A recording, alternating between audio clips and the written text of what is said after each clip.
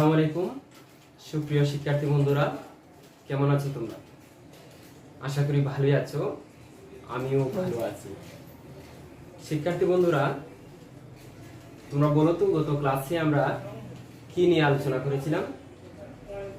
হ্যাঁ, গত ক্লাসে আমরা শব্দের শ্রেণী বিভাগ নিয়ে আলোচনা করেছিলাম। আমরা পড়েছিলাম শব্দকে বিভিন্ন দৃষ্টিকোণ থেকে ভাগ করা যেতে পারে, যেমন গঠনমূলকভাবে, অর্থমূলকভাবে এবং উৎসমূলকভাবে। গঠনমূলকভাবে শব্দ দুই প্রকার, মৌলিক শব্দ এবং সাধিত শব্দ। যেসব শব্দকে বিশ্লেষণ করা যায় না বা ভেঙে আলাদা করা যায় না সে সকল শব্দকে মৌলিক শব্দ বলে, আর যে সকল শব্দকে বিশ্লেষণ করা যায় বা ভেঙে আলাদা করা যায় সে সকল শব্দকে সাধিত শব্দ বলে। তারপর আমরা পড়েছিলাম অর্থমূলকভাবে শব্দ তিন প্রকার।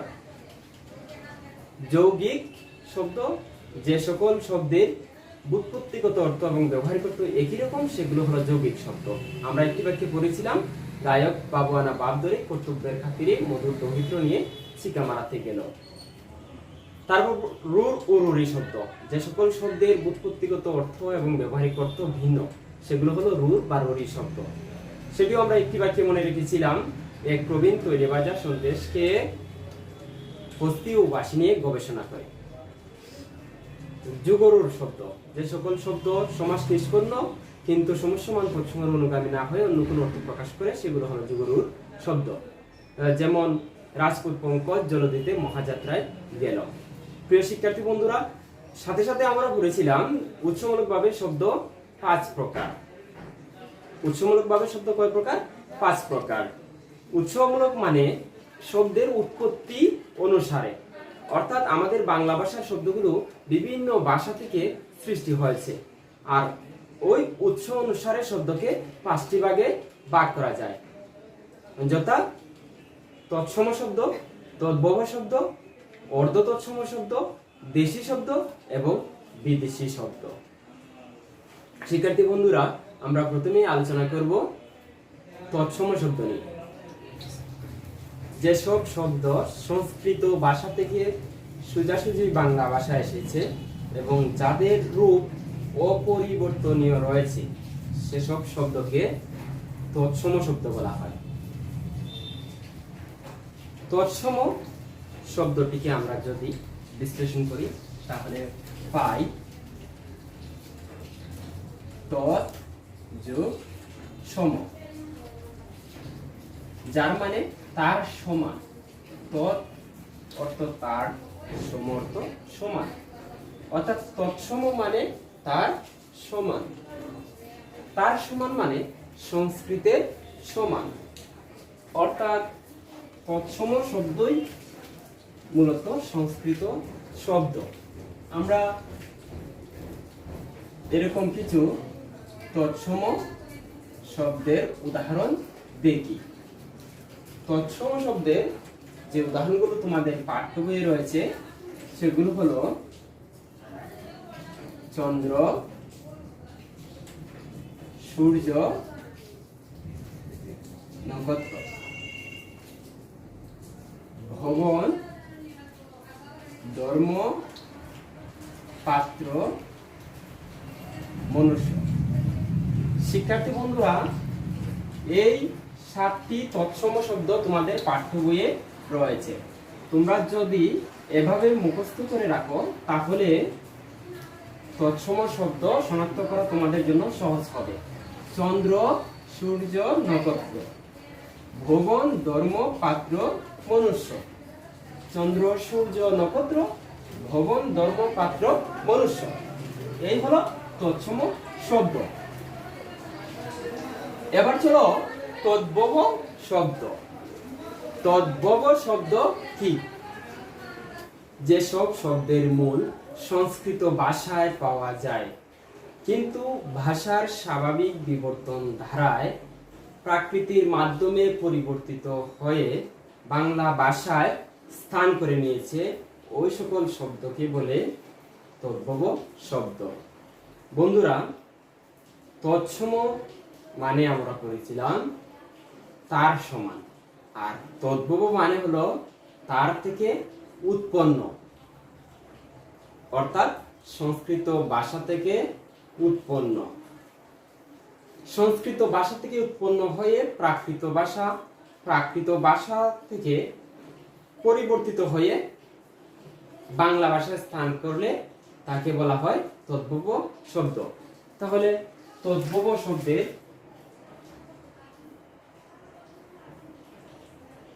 তদ্ভব শব্দ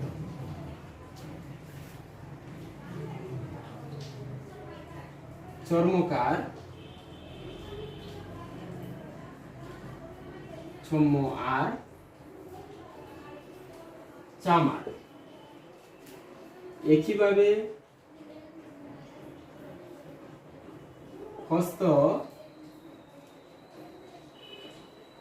হত্ত, হাত। শিক্ষার্থী বন্ধুরা, আমরা পড়েছি সংস্কৃত ভাষা থেকে প্রাকৃত ভাষা, প্রাকৃত ভাষা থেকে রূপান্তরিত হয়ে যে শব্দ এসেছে সেটি হলো তদ্ভব শব্দ। এখানে লক্ষ্য করো, এখানে চর্মকার এবং হস্ত দুটি সংস্কৃত ভাষার শব্দ। আর এই দুটি সংস্কৃত ভাষা থেকে প্রাকৃত ভাষায় যে দুটি শব্দের সৃষ্টি হয়েছে, চম্ম আর হত্ত, এগুলো হলো প্রাকৃত ভাষার শব্দ।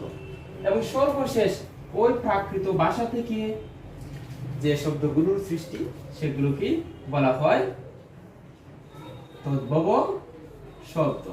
লক্ষ্য করো, চর্মকার, চম্ম আর চামার, হস্ত, হত্ত, হাত, অর্থাৎ চামার ও হাত, এই দুটি শব্দ হলো তদ্ভব শব্দ। তোমাদের পাঠ্য বইয়ে যেহেতু দুটি উদাহরণ রয়েছে, তাই আমি আর উদাহরণের বাইরে যেতে চাচ্ছি না। তোমরা আশা করি বুঝতে পেরেছ, যদি সংস্কৃত থেকে প্রাকৃত ভাষার মাধ্যমে পরিবর্তিত হয়ে বাংলা ভাষায় আসে তবেই তাকে তদ্ভব শব্দ বলে। এবার আমরা চলে যাব অর্ধ তৎসম শব্দ। অর্ধ তৎসম শব্দ কি? সংস্কৃত ভাষা থেকে যেসব শব্দ কিঞ্চিত পরিবর্তিত হয়ে বাংলা ভাষায় স্থান করে নিয়েছে সে সকল শব্দকে অর্ধ তৎসম শব্দ বলে। শিক্ষার্থী বন্ধুরা, তৎসম মানে তার সমান, তাহলে অর্ধ তৎসম কি? অর্ধ তৎসম মানে তার অর্ধেক সমান, অর্থাৎ তৎসম যদি সংস্কৃত হয় তাহলে অর্ধ তৎসম মানে আধা সংস্কৃত। এরকম কিছু উদাহরণ আমরা লক্ষ্য করি। অর্ধ তৎসম শব্দ,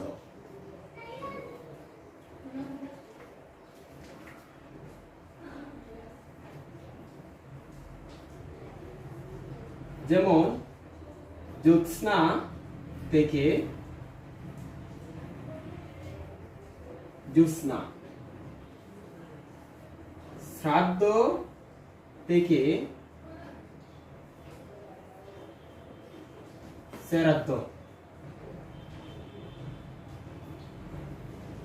সংস্কৃত গৃহিণী থেকে গিন্নি,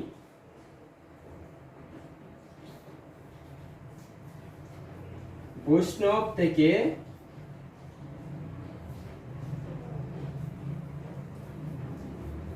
বৈষ্ণব,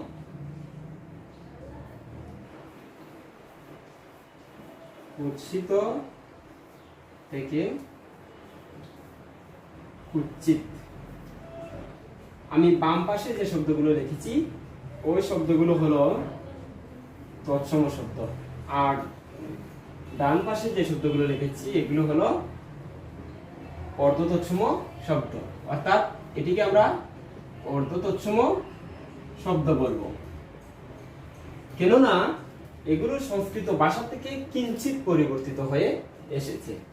আমরা পড়েছি সংজ্ঞায়, যদি সংস্কৃত ভাষা থেকে কিঞ্চিত পরিবর্তিত হয়ে বাংলা ভাষায় আসে তবে তাকে বলে অর্ধ তৎসম শব্দ। যেমন জ্যোৎস্না, এই শব্দ থেকে জ্যোৎস্না, শ্রাদ্ধ থেকে শ্রাদ্ধ, গৃহিণী থেকে গিন্নি, বৈষ্ণব থেকে বৈষ্ণব, কুৎসিত থেকে কুৎসিত।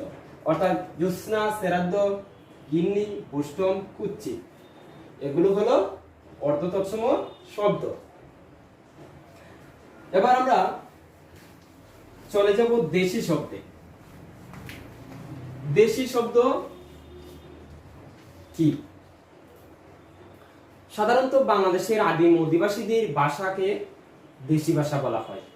যেমন বাংলাদেশে অনেক আদিম অধিবাসী ছিল যাদের ভাষা এখনো আমরা ব্যবহার করি, যেমন কুল, মুন্ডা ইত্যাদি আদিবাসীদের ভাষাই দেশি শব্দ। যেমন দেখো, পেট, পেট হলো তামিল ভাষা। চুলা, চুলা হলো মুন্ডারি ভাষা। কুড়ি, কুড়ি হলো কুল ভাষা। ওই যে তামিল, মুন্ডারি, কুল এগুলো বাংলাদেশের আদিম অধিবাসীদের ভাষা। তাই পেট কিংবা চুলা, কুড়ি ওই সকল শব্দ দেশি শব্দ। পেট কোন ভাষা? তামিল ভাষা। চুলা মুন্ডারি ভাষা, কুড়ি কুল ভাষা। শিক্ষার্থী বন্ধুরা, তোমরা একটু ভালোভাবে এই বিষয়টি শিখে ফেলবে। পেট তামিল ভাষা, চুলা মুন্ডারি ভাষা এবং কুড়ি কুল ভাষা। এবার আমরা আরো কিছু দেশি শব্দ দেখব।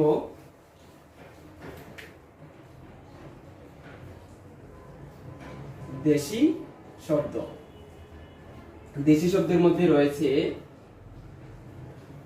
কুলা, গঞ্জ, টুপ, ডাব, ডাগর, ডেকি। ওই সকল শব্দ হলো দেশি শব্দ। কুলা, গঞ্জ, টুপ, ডাব, ডাগর, ডেকি এগুলো কোন ভাষার শব্দ? এগুলো দেশি ভাষার শব্দ। কুলা, গঞ্জ, টুপ, ডাব, ডাগর, ডেকি। অর্থাৎ দেশি শব্দ মানে হলো আমাদের আদিম অধিবাসীদের ভাষা। এই সকল উদাহরণ আমরা কয়েকটি আগে দেখেছি, যেমন চুলা মুন্ডারি ভাষা, পেট তামিল ভাষা, কুড়ি হলো কুল ভাষা। এছাড়াও কুলা, গঞ্জ, টুপ, ডাব, ডাগর, ডেকি এগুলো দেশি শব্দের উদাহরণ। এবার চলো বন্ধুরা আমরা বিদেশি শব্দে চলে যাই। বিদেশি শব্দ কি? রাজনৈতিক, ধর্মীয়, সংস্কৃতিগত, বাণিজ্যিক কিংবা বিভিন্ন কারণে বাংলাদেশে আগত বিভিন্ন ভাষাভাষী মানুষের বহু শব্দ বাংলা ভাষায় স্থান করে নিয়েছে। এগুলোকে বলে বিদেশি শব্দ। অর্থাৎ বিভিন্ন বিদেশি জাতির যে সকল ভাষা বাংলা ভাষায় রয়ে গেছে এগুলোই বিদেশি শব্দ নামে অভিহিত করা হয়। বিদেশি ভাষার মধ্যে বিশেষ করে আরবি, ফার্সি কিংবা ইংরেজি শব্দ বেশি পাওয়া যায়। তাছাড়া ওলন্দাজ, জাপানি, তুর্কি, চীনা, পর্তুগিজ বিভিন্ন ভাষার শব্দ রয়েছে। আজকে আমরা আরবি, ফার্সি এবং ইংরেজি শব্দগুলো নিয়ে আলোচনা করব। তাহলে প্রথমেই আমরা একটু আরবি শব্দ নিয়ে আলোচনা করি। আরবি শব্দকে দুটি ভাগে ভাগ করা হয়। কয়টি ভাগে ভাগ করা হয়? আরবি শব্দকে দুটি ভাগে ভাগ করা হয়। তাহলে আমরা যদি লিখি আরবি শব্দ, আরবি শব্দ দুটি ভাগে বিভক্ত। একটি হলো ধর্ম সংক্রান্ত শব্দ এবং অপরটি হলো প্রশাসনিক ও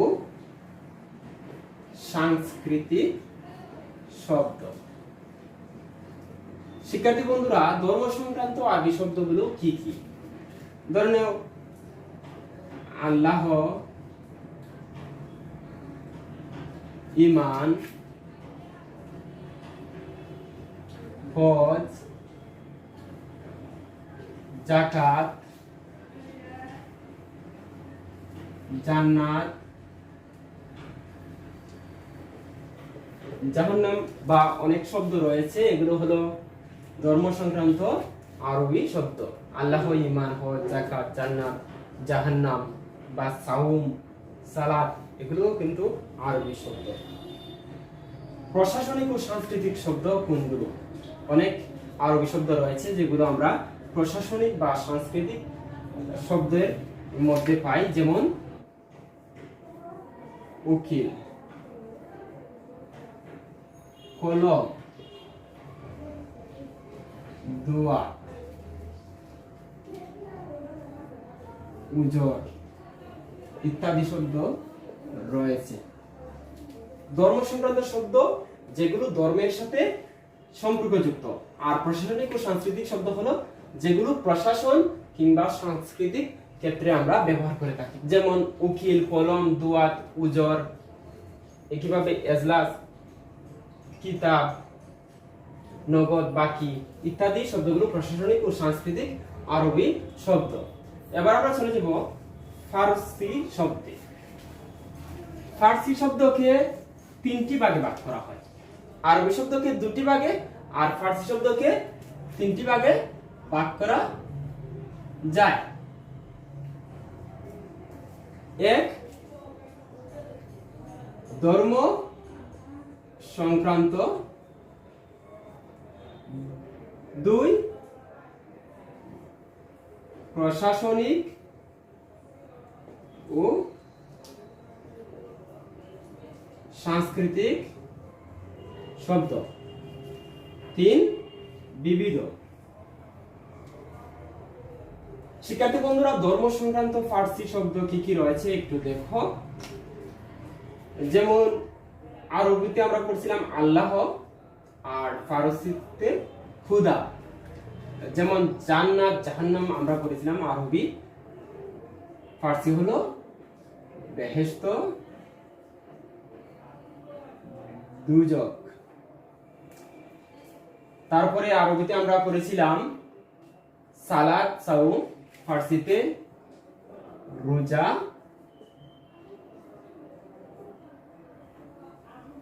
নামাজ। আরো ধর্ম সংক্রান্ত ফারসি শব্দ রয়েছে। আমরা ফারসি শব্দগুলো একসাথে মনে রাখার জন্য একটি কবিতা আকারে পড়ব, এটি আগামী ক্লাসে তোমাদেরকে দেখাবো। আজকে আমরা শুধু উদাহরণগুলো একটু দেখে নিই। প্রশাসনিক ও সাংস্কৃতিক শব্দ। প্রশাসনিক ও সাংস্কৃতিক ফারসি শব্দের মধ্যে রয়েছে বাদশাহ, বেগম, কারখানা, দোকান ইত্যাদি শব্দগুলো প্রশাসনিক ও সাংস্কৃতিক ফারসি শব্দ। আর বিবিধের মধ্যে রয়েছে ধরো হাঙ্গামা, আমদানি, রপ্তানি,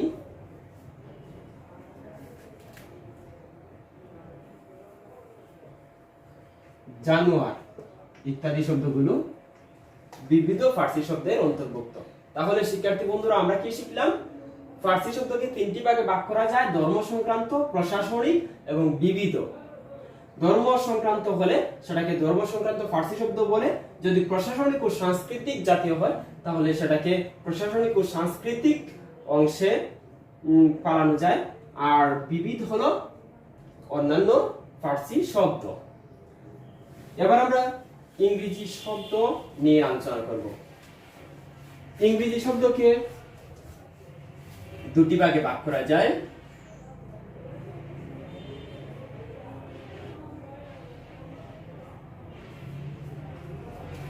একটি হলো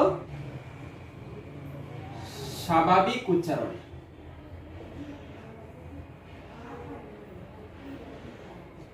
অপরটি হলো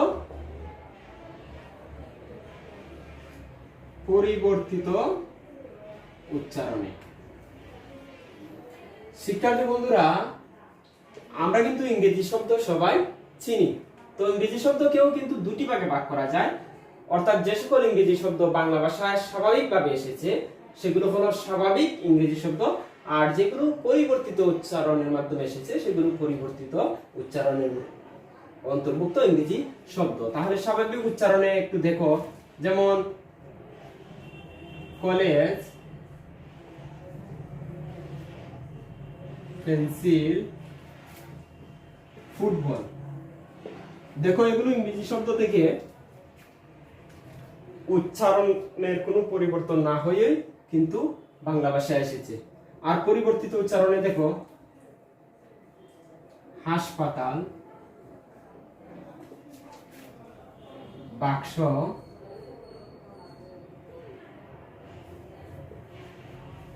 স্কুল ইত্যাদি।